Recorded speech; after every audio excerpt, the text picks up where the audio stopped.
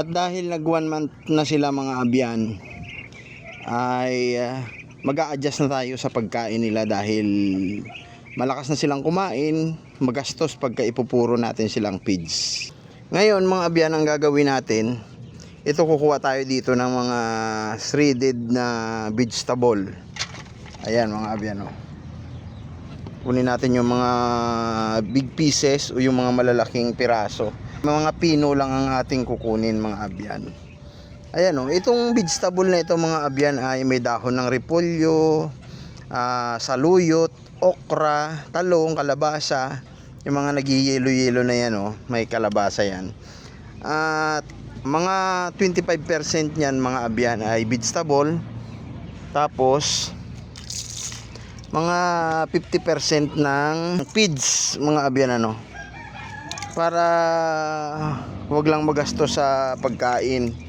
Tapos lagyan natin ng ito, yung bahaw na kanin mga abyan.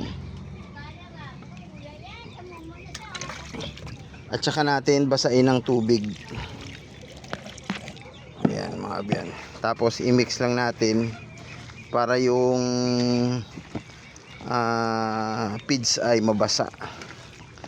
Yan. At hintayin natin na ma-absorb ng feeds yung tubig mga abyan, ano. Yan yung pagkain ng ating 1 month old mga abyan, ano, na ducklings. At ayan, ibinigay na natin mga abyan yung ating mix na pagkain nila mga abyan, ano. Dahil naka 1 month old na sila mga abyan, ay pwede na natin silang samahan ng vegetable at kunting kanin, yung mga bahaw-bahaw. Tapos at least 50% pa rin yung feeds nila mga abyan, ano.